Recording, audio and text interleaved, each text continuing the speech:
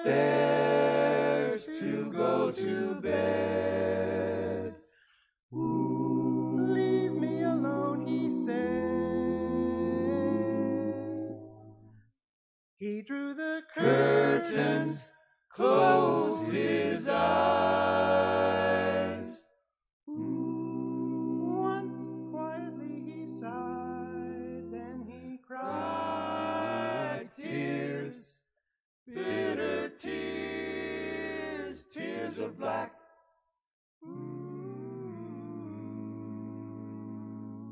His Sun will not come back.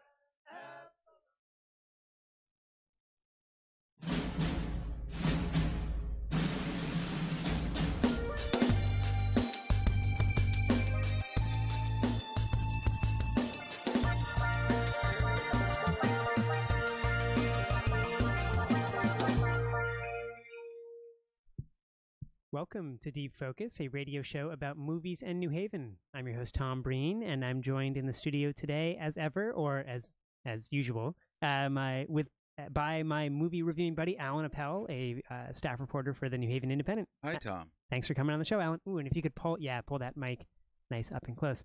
So today will be a review-only episode of the show, and we will be talking about two new releases. I believe both are still currently playing at the theater in downtown New Haven, but I think they had a pretty broad release, so you should be able to find them. One is Deborah Granick's new movie, Leave No Trace, about a father and daughter living or trying to live off the grid in Forest Park, in the kind of large natural park in the middle of Portland, Oregon. And also Three Identical Strangers, Chris Wardle's truly remarkable and twist-plentiful documentary about three brothers in early 1980s New York City.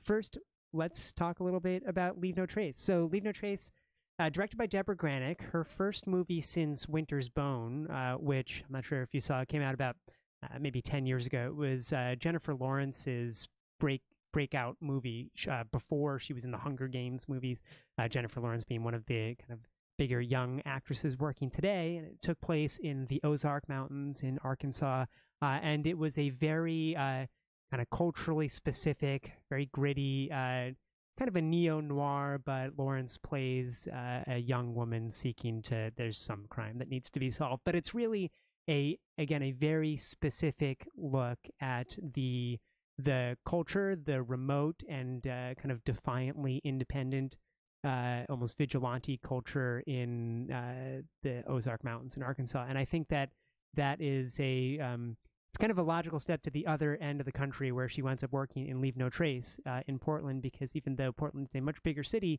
than what she filmed in Winter's Bone, she's not looking at the Portland of kind of young, tattooed, and ear-pierced coffee drinkers, or whatever it is that is the stereotype of Portland and other kind of yuppier cities in the Pacific Northwest. She's looking at a father, played by Ben Foster, recently returned from presumably Afghanistan, an ex-Marine, suffering with PTSD, living in Forest Park in the middle of the wilderness of the city.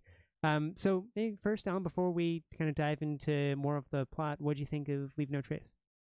Well, I really found it gripping, and it put me in mind of maybe something I've said here on the show before. But once I was sitting in a theater looking at a rehearsal, actually, of a little play that I had done, or during a break, and the woman said to me, who was kind of a theater professional, and I was just sort of beginning to write plays and didn't quite understand them. We were talking about the difference between plays and movies, and she said, if you have something to say, you should write a play. If you have something to show, you should make a movie. So Leave No Trace is all about just really beautiful pictures and large, interesting faces and a relationship that you just get drawn into. So much of the movie is verbally silent, and just visually gripping, and that relationship, which is really not explored in depth. You really don't know what happened to this guy. You don't quite know how this girl got to be 16 and having this relationship with her father that's almost like a wife, taking care of him because he's so damaged. There's one oblique reference to the farm that they lost. There's another oblique reference to what's your favorite color? Ben Foster asks the daughter, whom he calls Tom. It's wonderful because her real name is Thomasina. I forget her last name. The actress is Thomasine McKenzie, so Yeah. I'm not sure if she has a Right. last name in the context of the movie as well. But also that conversation leads to an allusion to a mother who's either It was left or yes, passed away. yellow is her favorite color, and what was my mother's favorite color? And so Ben Foster waits about 20 minutes, and then he says, "Yellow." So that's the movie. So I would agree that not a lot of background on these characters is given, but I would say the relationship between the two is in great detail explored, but through what is shown as opposed to what is said, as you were just describing. That's right. I think that probably one of the more impactful lines of the movie for me, one of the few lines, is this teenage daughter who is kind of growing, both physically and metaphorically, growing restless in her kind of in her teenage years, recognizing that she is different from her father, and she tells him that the same thing that is wrong with him is not wrong with her. But that happens 3/4 of the way through the film. It does. It happens 3/4 of the way through the film, but you can see the trajectory towards that revelation from the opening scene where we see these two in Forest Park, living as off the grid as they can. They've fashioned a tent that's completely camouflaged into the wilderness. They're making their own food using kind of a contraption of aluminum foil, and I don't know, they're without any fire, without using any propane. They're trying to, Right. so it's not like they're living only with non-man-made substances, but they have figured out a way, as dictated by the father, who is still the provider because he's the one receiving the veteran benefits. They figured out a way to live almost completely removed from all society. But do you remember, really one of the first things she says to him in the movie is, "I'm growing hungry." And he says something like, or maybe it's the other way around, but she says, "I'm growing hungry." And he says, "You're growing, period." And it's true. I mean, she is becoming she's becoming more of a person, not just a dependent on him, not just an extension of him. And this movie really tracks her kind of growing need to become someone different from her father in both his interests, his talents, and also his various neuroses or psychoses. Right, but that conflict is even deeper because what is going on there is that in his own silent, almost aphasic way, he understands that what her growth means is that she'll have to leave him, and from her perspective, her leaving him, given her with her increasing understanding of the situation, she knows that if she leaves him, which she has to do for her own sake on some level, she might imperil him and cause his death because he's vaguely suicidal. His PTSD is so advanced. But the form it takes is they're talking about these issues of and needing to think their own thoughts and being off the grid. And one of the remarkable things about this movie is that, sort of unlike your description isn't quite accurate. They live in the middle of this park, but they're also a kind of satellite branch of a community of homeless people. A lot of them vets. At least they belong to that economy. That's tangentially. Right. Yeah, and one of the really interesting and intriguing early bits in the film is they practice drills, like marine drills, in order to dive in the brush in case rangers are coming. And she makes a mistake because, I don't know, her blue or her socks or her yellow jacket is revealed, and they have to do it again. And in fact, when they do get found and picked up, which is the first pivot in the film, and then we meet very briefly some of the other people in the larger compound, and they blame Ben Foster and his daughter. They say, "You got burned," and then the next thing we see is the big bucket of equipment destroying the encampment. So I love the restlessness of this movie. It follows a somewhat similar structure to a movie called Lean on Pete that came out earlier this year, oddly enough also taking place in the Pacific Northwest, about a young boy living outside of Portland, a pretty ramshackle situation, develops a relationship with the racing horse and winds up walking with the horse about 2,000 miles east through Oregon and through Idaho and I think through Montana. This movie, there seems to be a recognizable narrative arc in terms of being off the grid, being found, being forced to acclimate or struggling to acclimate. But this movie doesn't quite follow that, in that they never really stay put in one particular place. Maybe until the end, when you can see the fissure between father and daughter becoming a bit more permanent. But the home that they are temporarily in on the Christmas tree farm is just another stopping point for what winds up being an even further excursion into the wilderness, into anonymity afterwards. I want to ask you, there are a number of almost every encounter that these two have with society writ large, whether it's a social worker or a trucker who offers to give them a ride, involves someone asking the two of them if the father is abusing the daughter. And it's pretty strongly implied that they're concerned that he's sexually abusing this young woman, that he maybe he's a father, maybe he's an older man who's just kind of run away with this younger woman. And I thought, clearly this, at least from what we're presented with the movie, he's not doing that. He seems to be, a caring and non-abusive parent in that way. But on the flip side, he does seem to be abusing her in a certain way by forcing her to live completely removed from any type of socialization that she so clearly longs for and responds to. Did you see this as an abusive relationship between father and daughter in the way that some of the figures of society were implying or concerned about in their encounters with her, or is it not as simple as that?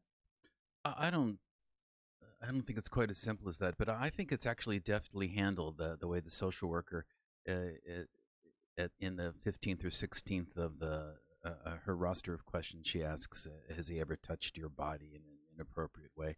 And the trucker asks the right questions, but is it a form of abuse that I don't know. I mean, this guy, I think on some level, he knows he has to give her up, but I think he feels on some level that he's actually teaching her stuff that is going to be useful. That it's yeah. We see the fact that she gets interested in a rabbit that she finds, and the rabbit belongs to a kid her own age, a boy her own age, and that's really the beginning of her wanting to connect to a world outside of her dad.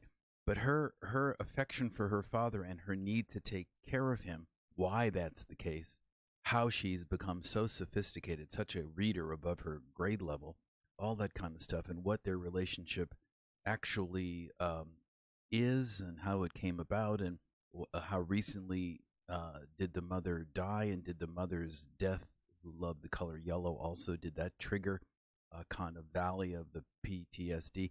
I mean, it's true, this movie shows their relationship, and also in the process actually shows water dripping from leaves and spider webs. It's really gorgeously filmed. It actually put me in mind, Tom, of some movie we talked about, I think towards the beginning when Deep Focus was being established. It was a movie about a tracker, I think on an Indian reservation. Wind River? Wind River. Wind River, yes. Right, yeah. and it's about... Also set in, I believe, the Northwest. Right. Maybe Wyoming. Yes, and somebody is trying to figure out who the killer is of this remarkable young Native American woman. But it also is in love with showing the land. I mean, it's almost a kind of Lewis and Clark genre of American cinema to show these vast panoramas and certainly there is there's a defining kind of natural element that Deborah Granick is interested in showing in these two people's lives, and that is the forest, and in particular the greenery of everything is almost like suffocatingly green. This isn't the like barren, snowy mountains of the Indian reservation in Wyoming, but instead it's kind of like, it could be Apocalypse Now level going into the jungle. Like everywhere you turn is very earthy, green and brown, and without saying exactly what the final shot of the movie, I think she manages to show beautifully how Ben Foster's character disappears into this wilderness, or longs to disappear into this wilderness at the end. There are a lot of kind of helicopter or very high angle shots that show this just unending expanse of canopy that provides some kind of cover for two people who really feel like they can't live without that protection of the trees. The suggestion is that there's something about the forest that's healing. It's far more healing than it is threatening. You know, I do have a bone to pick with the film, and you know, as you already know, or certainly will know when you begin to cover, I think, homeless encampments in New Haven as a reporter, which you probably already have. Every single time that these people are found out and then delivered into the hands of the social service agencies, they get that. Not only did they get the help they want, they get it immediately, and they get it terrific. It's, you know, they just happen. That was a remarkable element of this movie. I do wonder if that's something specific to Portland and their. It's a little unrealistic, seems to me, because, you know, and also they're veterans, so it's perhaps that the social services provided to these homeless veterans is expedited because of that status. But I also noted how, like, wow, they went straight to a home. Like, they have this home after.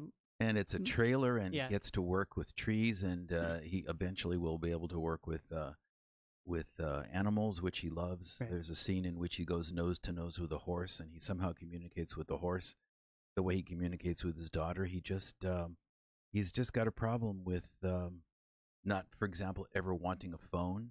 He won't accept the phone the social worker gives him, which he's going to need in order to enroll his daughter in school. I mean, these are all very interesting things, but I don't know what I learned from this movie. Well, I would say, you know, we've spoken about a number of movies that maybe try to make a broader statement about America, about something, you know, quintessentially and uniquely American. If you go back to The Founder, that the movie about Ray Kroc, the founder of McDonald's, and here we have this larger-than-life charlatan entrepreneur who steals an idea and becomes wildly successful because of his way of marketing it. And also, even, you know, The Catcher Was a Spy.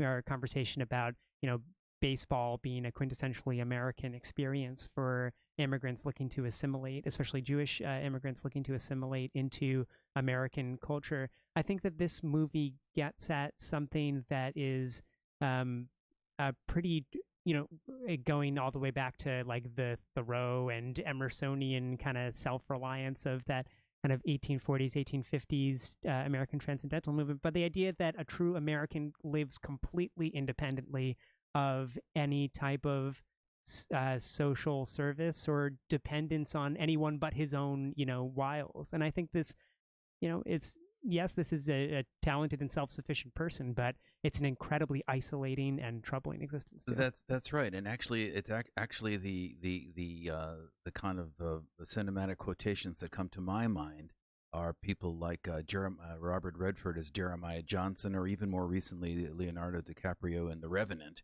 which is like 4 hours of fighting grizzly bears and being driven down.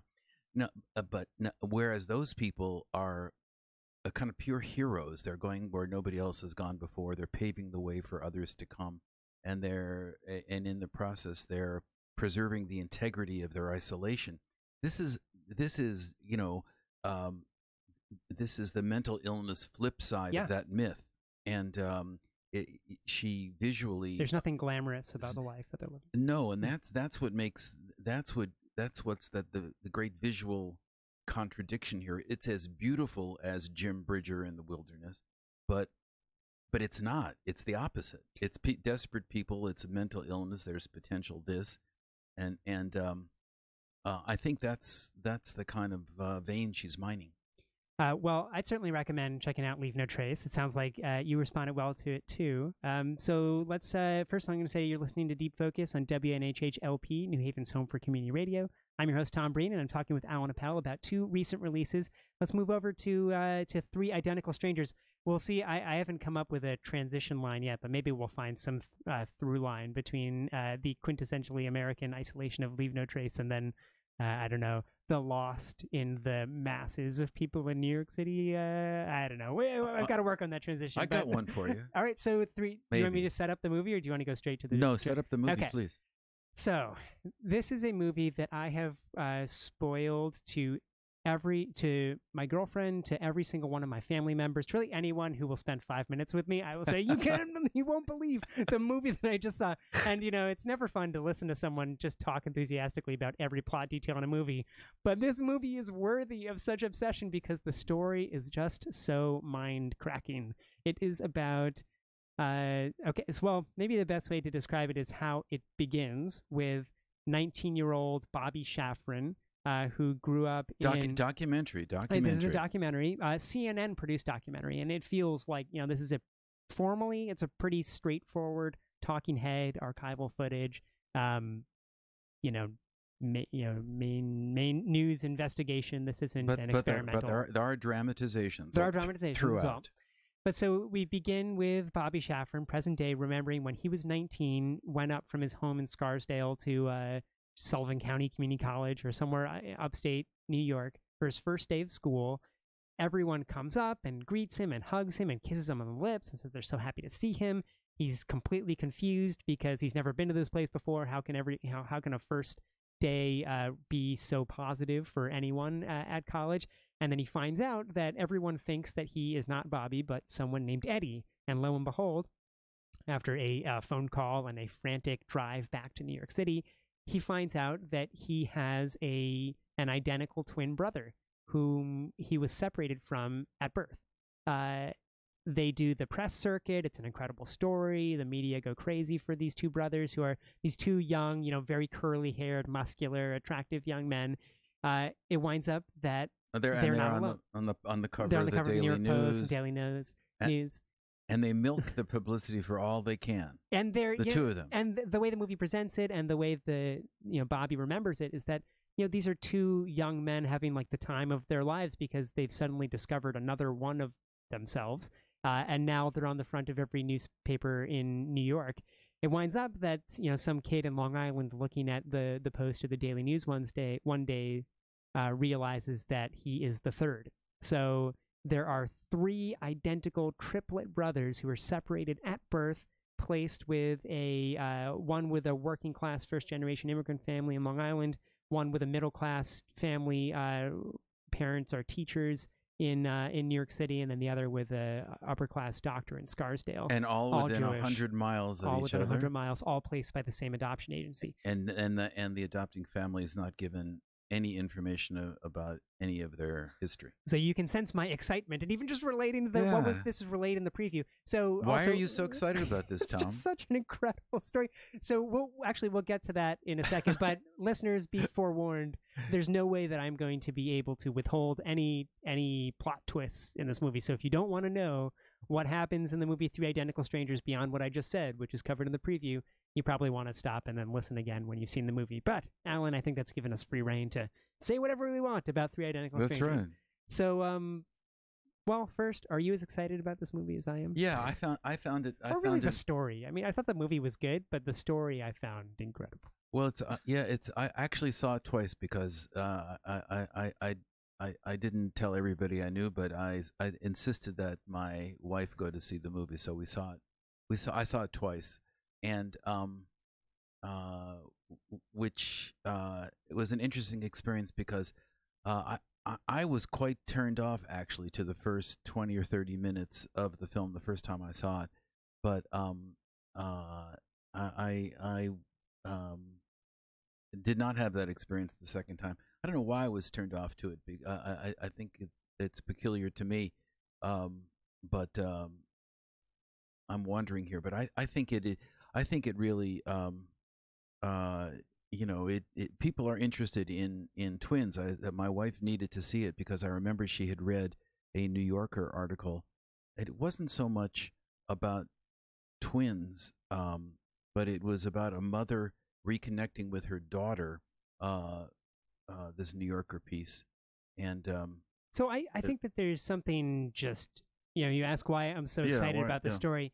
I mean, it's that same tabloid adrenaline rush of like any sensational feel good story that you see, or or even lurid stories slapped on, the front of something like a New York Daily News or New York Post, where you just look at it and you say, I can't believe that, these three brothers who are literally, carbon copies of one another found themselves. And to this movie's credit, and unfortunately to the detriment of these brothers, the fascinating elements of the story does not stop. It almost like would have been enough if just these three, there's a magic, almost a fairy tale magic to these three who look exactly the same and act exactly the same, being reunited. But of course, this story is set not in the world of Disney, but in the world of New York City, where these three were separated for a very specific and deliberate reason, which was because they were part of a decades-long psychological study created by a Columbia psychiatrist and survivor of the Holocaust who was interested in researching the effects of nature versus nurture. This idea That's of right. what is Right. it that truly determines how any individual life turns out. Is it their biology, their DNA, or is it how they are brought up? I mean, I think the sensible explanation is that it's always some combination of the two, but I guess That's where the movie comes down. But it's so interesting because I think the reason I was turned off the first time I saw it is kind of the obverse of what you were saying, because Bobby Shafran, one of the triplets, I think, who was placed in the more well-to-do family. He became the son of a doctor. He sits down in front of the camera, and the very first thing out of his mouth is, "What I'm about to tell you is the most incredible thing that has ever happened in the universe from the beginning of time and for the entire future." And I wouldn't believe it myself, but it's true. Now, as maybe somebody who tries to write stories myself, I get turned off when somebody says, "This is incredible but Sure. true." And in fact, for the first half of the movie, everybody who talks about it, every word out of their mouth is, "It was just incredible. You wouldn't believe it." So I think I was turned off by the degree of a universal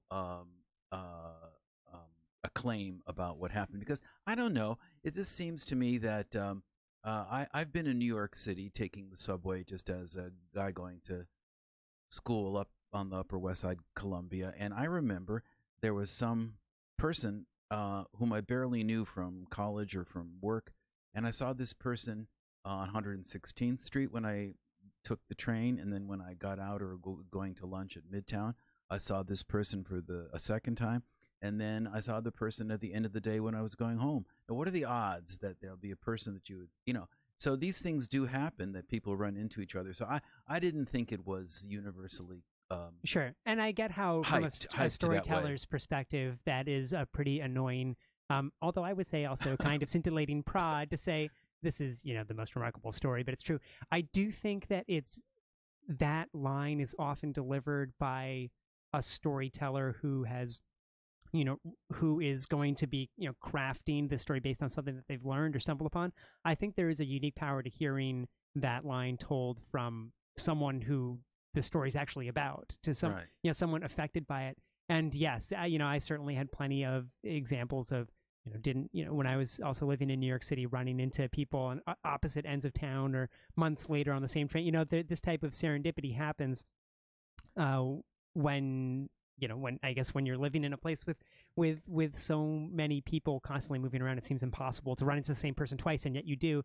But to have these, well, actually, I don't know how to say this in like a non-condescending way to these three brothers, but I think that these were not particularly ambitious or intellectually exceptional or professionally exceptional people. They're just kind of living their relatively humdrum, not to say that the lives they were living were bad or that it's bad to be ordinary, but it just kind of seemed like, they were just people, dropping out of community college and smoking Marlboro cigarettes and then doing their thing in New York and looking to get whatever job they could. And then all of a sudden something that was unthinkable to them happened. And then they turn it three times. Well, the other thing that is not particularly attractive about what they do is they milk their celebrity The Triplets for restaurant. every single minute they're Isn't on. that so fitting to their character? Every show. Though? I love And it. the movie reminded me, Tom, of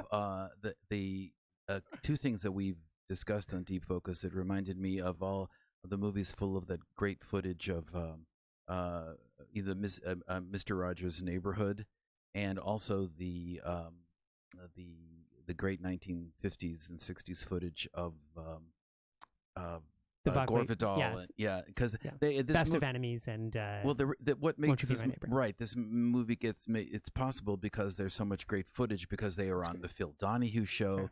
They and they're making home movies, they're right? making of home them movies. like They shaking wear their hips in the same way. they wear the same clothes, and then Right. they start a restaurant called Triplets. But what makes this movie, what helps you overcome your getting a little tired of how the boys are really exploiting this is how the movie pivots 2 or 3 times and gets deeper. It turns out to be not about them, although they're the instrument of the intellectual journey. It is how well they get along in the beginning, how they are identical, but how then they diverge and they choose different paths, and it explores the nature and nurture issue, and then it takes you to the Holocaust and to experimentation with twins that the Nazis So did. let's talk about So that. and all that is beautifully released information. That's exactly what I wanted to talk about. So I've been expressing a lot of glee at the kind of first third of the movie, but yeah, this turns into a very, very upsetting movie, and with very explicit allusions to the Holocaust. You said that you thought the movie did an excellent job of delivering information after those second and third twists. What about the structure of this documentary worked for you even 2 times around? I mean, even when you knew what information was coming the second time around, it sounds like you appreciated the way in which the filmmaker Chris Wardle and his team put it all together. Well, yeah, I mean, structure-wise, they're twins, and the movie goes for another 15 or 20 minutes before the third one emerges. So that but what happens is, I think the movie next pivots on the 3 of them. There are 3 or 4 different pivots, but they want to discover their mother. And they do make contact with her, and they meet her in a bar, and she's an alcoholic, and she holds her liquor as well as these 3 boys are holding their liquor, and then she kind of disappears from the story. And there's a great scene where the adoptive parents confront the adoption agency. Oh, that's and that's the other pivot. I'm sorry, that really is the structural pivot in the movie. They find out that they're all placed by the Louise Wise agency, and then the parents go to the Louise Wise agency, and there's a kind of the ante is up there because there's something nefarious happening. The parents go, and as related by our narrators, Bobby and the other and David, right?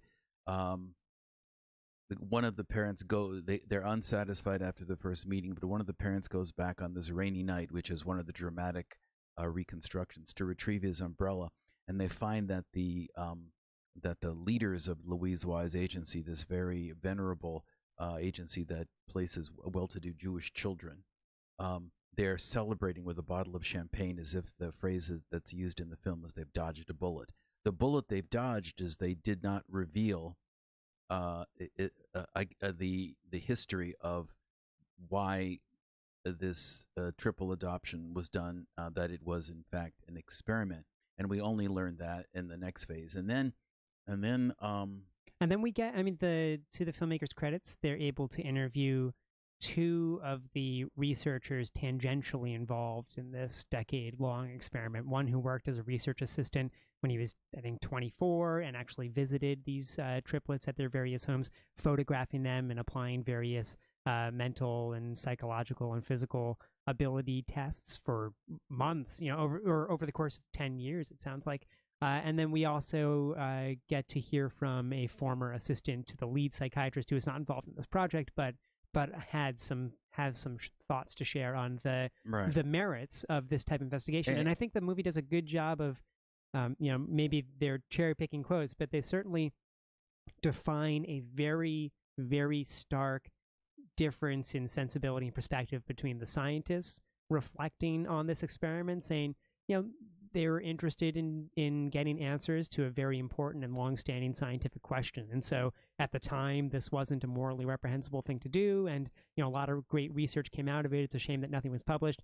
That perspective versus the children who participated in it, who are, suffering to the nth degree, right, and because of the separation. Right, and the exemplar of that suffering is that Eddie, one of the brothers, kills himself. Right. And so the movie really by that time the movie has really shifted from the mystery of three brothers coming together and liking the same cigarettes and the same taste in women, is the phrase they use, in the same clothing.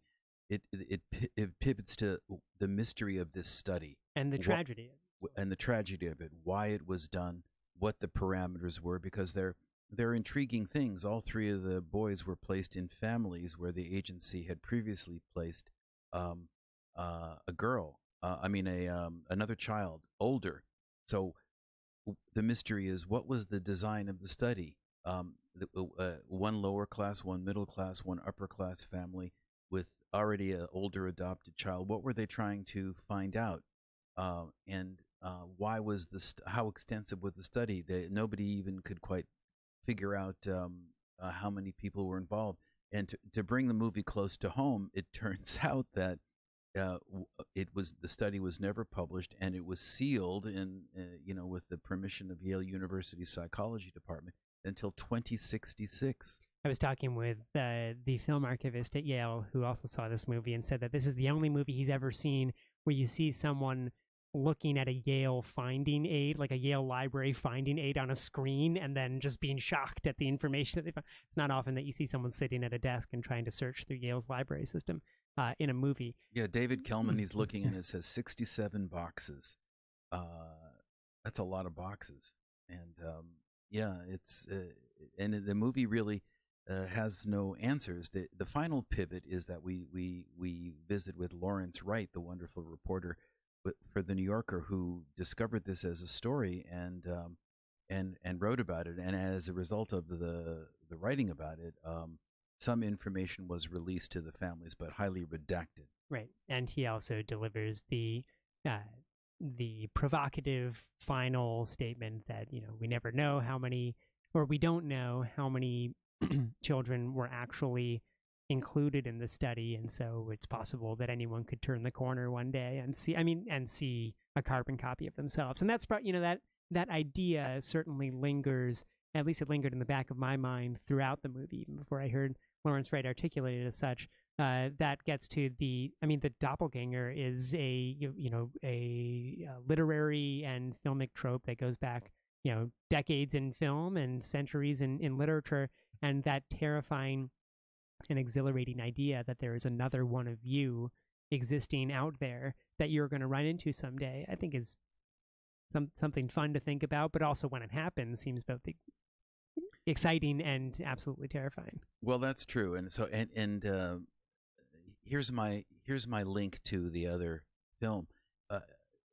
When I saw the movie for the second time, Suzanne, my wife, turned to me, and the first thing she said when the movie was over was, because she's an editor with an editor's eye, or scholar, and she said, "Why didn't the movie interview the older siblings in any of the families? That none of the kids in who the step sister of all three boys, they were available. The movie interviews the wives and the aunts, doesn't touch at all the three children in the family, which you would think would have, and maybe they were unavailable. The movie doesn't answer that. Another kind of question mark for me that hangs over the movie, and this is the link to Leave No Trace, is that in the midsection there where they discover their mother, and they're disappointed in their mother, and actually they were very dismissive of the mother, and because they've learned that their birth apparently was from a one-night stand, and to use the phrase of one of them, is that when their mother was knocked up. But they express zero interest in tracing the father. And so the linkage between this film is that the father remains a question mark that doesn't seem to make the brothers curious. But in Leave No Trace, I was fascinated by who the mother was. and how long the mother. And I think even though movies don't have to have a lot of exposition, in fact, it's problematical if they do.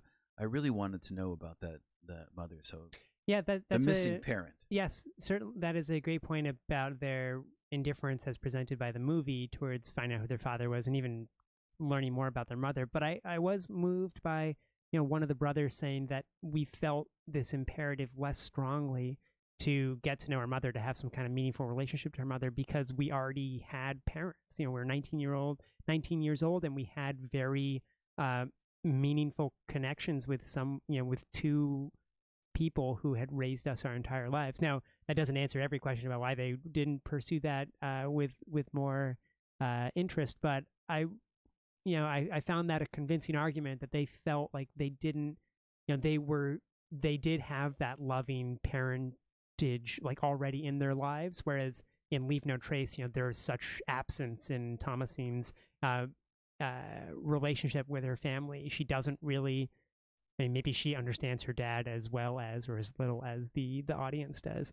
But certainly there's this gap of where her mother is or who her mother was. I do think that one other connection is in the PTSD. If we see the ex-Marine isolating himself in part because of the trauma of whatever he experienced overseas, here we have this pretty intense PTSD from the triplets being separated at birth, that it seems to exist in their very bodies and in their minds from before they could even remember, that there's something that has been and getting, I've written an article about some Connecticut children who migrated from Central America who were separated from their parents at the border, the U.S.-Mexico border, and the lead witness in that case spoke for 2 hours to the reality of childhood PTSD, being separated from family members at an early age and how it lasts. And I think this movie shows that.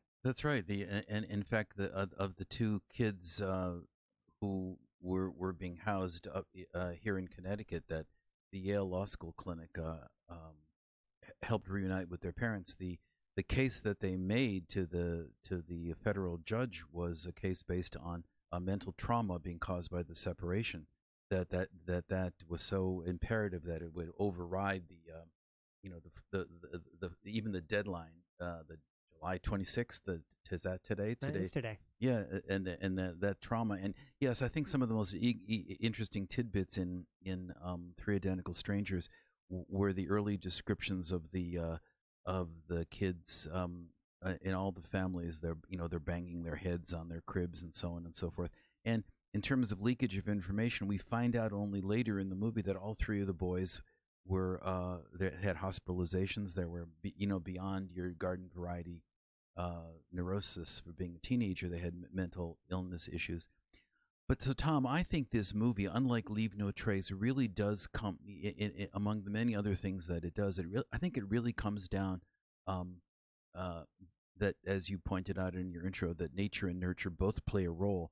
But I think it says something very specific of the kind of parenting that's the preferred parenting, and that is it's the parenting of Bubala, the father of the. What wonderful brief footage they have of Bubala running around in a silly hat and full of life. Right, these are home movies that are among the most revealing. And the so I should say this is the father, the first generation, or this is the immigrant father, working class. They own a dry goods store, some kind of store, a dry goods store, right, hardware store, or something like that. And the line that they quote, this was David's father, I believe, and the line that's quoted is that when he found out that his son David had these two brothers, he said, "I have two more sons." And he horsed around with them, and that type of kind of loving engagement with your kid, as opposed to the disciplinarian raising of Eddie, the one who who ended up killing himself. There's a message there, and the movie's saying that the loving, engaged kind of parenting is even superior to growing up in a more materially well-to-do home, being the son of a doctor who was too busy and too really who cared, but who just wasn't there. Man, this movie is really dense with messages and its meaning and plot twists. And yeah, I think it tells stories in spite of. I think it tells stories that it doesn't even think it's telling. Right, man. This movie I think is worthy of more. Even I liked it after leaving it, and certainly had a lot to think about. But yeah, they did a great job of telling a very complicated story in a very clear way. I mean, it's exciting, but also you understand. I had no trouble understanding every step of the way in this pretty convoluted tale of reunion and separation and all the rest. I want to give you 1 minute, because when I proposed seeing Three Identical Strangers last week, you were certainly game for it, but you admitted that when you are assigned a documentary, you don't often feel like you're watching a real movie. That's right. And I think you're not alone. I mean, reading a great Lawrence Wright article in the New Yorker. Strangers. Well, it's obviously a movie by all indications of the fact that I paid of the movie. They're very different experiences. When you watch this documentary, you are really your brain steps as they give the information that's needed. When you watch Leave No Trace, you're involved in a different kind of relationship to the material. You're not working on it. You're not. Some part of you is trying to figure out their relationship, but it's. I think you're drawn into it in a different way. There's more. You're more. It's more empathetic. It's more emotional, as opposed to a kind of mental aesthetic. And if cinema is primarily a visual medium, I think that fiction films like Leave No Trace certainly afford a greater level of experimentation, and also an angle shot of him wandering into the wilderness, into this deep sea of green. That's right. You're not going to get that out of a documentary, but again, it takes a different visual sensibility to compile. We're praising this movie's use of archival New York City footage from the early '80s, other TV footage or home movies, and it certainly takes a someone who is aware of the impact. The dramatizations of that are. I mean, the archival stuff is wonderful, but I think the movie was uncertain actors' money and to have rain pouring down to dramatize one of the fathers going back to see the secret celebration of the Louise Wise agency. But that it just so there's a touch of fiction thrown into the documentary flow, which I think is. And it's used very sparsely. I mean, that may be there. Maybe that's I thought the opening scene. So we get that in the opening scene when we have we see the curly hair of someone going. It's used a lot. That's in the used in the front, and that I did not like. But I did like the dramatization of the champagne being popped from a Disney movie to a Bond movie, or in reality, it goes from this wonderful tabloid story to something that is thematically related to the Holocaust. And it's very dark at that point. That's right. So it sounds like 2 recommendations again for Three Identical Strangers. Absolutely. So Leave No Trace, Three Identical Strangers, pretty small movies, but I think definitely worth your time. And Alan, thank you as always for checking out these movies and coming on to chat about them. Pleasure. You can go to deepfocusradio.com to hear over nearly 3 years of conversations about movies in New Haven, and we will be back next Thursday, probably with an episode about the 48-hour film project New Haven, which is happening this weekend. Check out our interview last week with Trish Clark for more info on that.